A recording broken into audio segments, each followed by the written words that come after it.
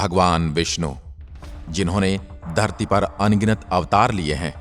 भगवान विष्णु एकमात्र ऐसे देव हैं जिन्हें बार बार धरती पर जन्म लेना पड़ा, या यूं कहिए जिन्होंने बार बार धरती पर जन्म लिया है और आगे भी लेते रहेंगे।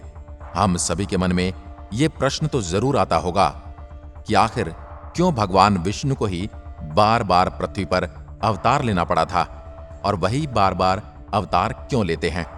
अब अगर आपका उत्तर यह है कि धरती से पाप का नाश करने, अधर्म का नाश करने और धर्म की स्थापना करने के लिए, तो यह उत्तर पूरा नहीं है। भगवान विष्णु को एक श्राप के कारण धरती पर अवतार लेने पड़े। रामानंद सागर द्वारा लिखित रामायण में इस बात का वर्णन है कि ऋषि भृगु के कारण विष्णु जी को राम अवतार लेना पड़ा था, लेकिन विष्णु जी के अन्य 23 अवतार भी ऋषि भृगु के श्राप के कारण ही हुए हैं। इसके पीछे की कहानी आपको आज की वीडियो में बताने वाले हैं। हमारे इतिहास और पुराणों के अनुसार महर्षि भृगु द्वारा सबसे भयानक श्राप भगवान विष्णु को ही दिया गया था। भगवान विष्णु को मिले श्राप ने हमारे इतिहास के पाठ्यक्रम को कैसे बदल दिया, आइए आज की इस वीडियो में जानने की कोशिश करते हैं। मत्स्य पुराण में बताई गई कहानी में असुरों के गुरु शुक्राचार्य का वर्णन मिलता है। शुक्राचार्य, जो कि एक महान ऋषि होने के साथ साथ असुरों के कुल गुरु भी थे। शुक्राचार्य के पिता महर्षि भृगु और माता काव्य माता थी। युवावस्था में शुक्राचार्य और बृहस्पति गुरु एक साथ ही एक ही गुरु से शिक्षा ग्रहण करते थे, और ये गुरु थे ऋषि अंगिरस। अंगिरस बृहस्पति के पिता थे और शुक्राचार्य बृहस्पति से अधिक ज्ञानी थे। शुक्राचार्य ने ऋषि अंगिरस से वेदों का अध्ययन किया, लेकिन अंगिरस अपने पुत्र बृहस्पति और उनमें पक्षपात करने लगे, ऐसा शुक्राचार्य का मानना था, जिससे शुक्राचार्य को अंगिरस का साथ पसंद नहीं आया और उन्होंने ऋषि गौतम से शिक्षा लेना आरंभ कर दिया। लेकिन इंद्र द्वारा पक्षपात करने के कारण बृहस्पति देवताओं के गुरु बन गए और शुक्राचार्य ने असुर का पक्ष लेना शुरू कर दिया। शुक्राचार्य इंद्र और देवताओं से अपने साथ हुए पक्षपात का बदला लेना चाहते थे, लेकिन तब असुरों द्वारा देवताओं को हराना लगभग असंभव था। देवताओं और असुरों के बीच कई युद्ध हुए, लेकिन हर बार देवताओं की विजय हुई और असुरों को हार का मुंह देखना पड़ा। इस बात से शुक्राचार्य काफी निराश हुए और उन्होंने असुरों की सहायता के लिए भगवान शिव की शरण में जाने का निर्णय लिया। शुक्राचार्य शिव से मृत्यु संजीवनी स्तोत्रम हासिल करना चाहते थे, ताकि असुर अजय बन जाएं, और यदि कोई असुर युद्ध में मारा भी जाए तो वह उसे पुनर्जीवित कर लें और वह देवताओं से इस तरह अपना अपमान का बदला लेने में सफल हो जाएं। शुक्राचार्य ने सभी असुरों को अपने पिता महर्षि भृगु के आश्रम में शरण लेने के लिए कहा और स्वयं वे भगवान शिव को प्रसन्न करने के लिए तपस्या में लीन हो गए। इसी अवसर का लाभ देवताओं ने उठाते हुए असुरों पर हमला कर दिया। इंद्र को यही अवसर सबसे सही लगा, इसलिए इंद्र ने असुरों पर हमला कर दिया।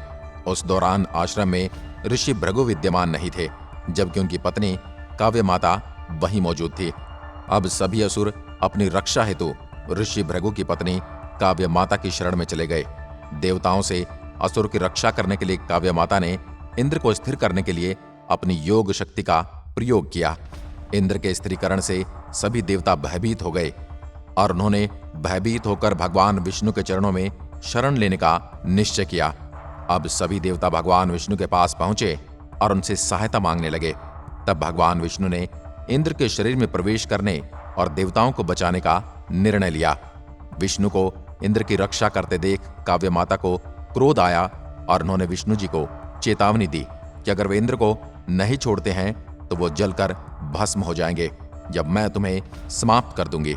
लेकिन इंद्र ने भगवान विष्णु को उन्हें क्षमा न करने के लिए कहा और उन्हें उनकी पत्नी का विनाश करने के लिए प्रेरित करने लगे। और फिर विष्णु ने अपने सुदर्शन चक्र का प्रयोग काव्य माता पर किया।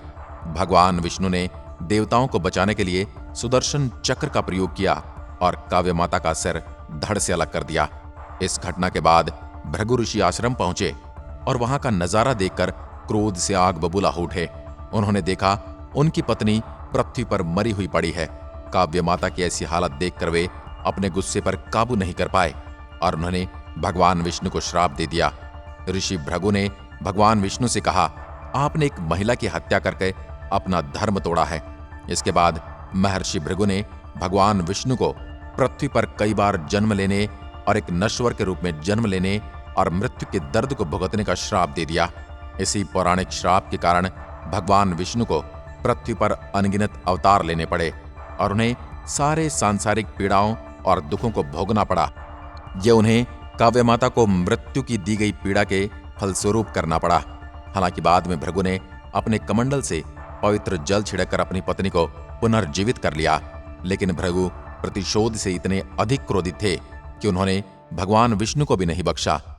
और इस प्रकार भृगु ऋषि के श्राप के कारण भगवान विष्णु को मानव रूप में कष्ट भी सहने पड़े और पत्नी वियोग भी सहना पड़ा।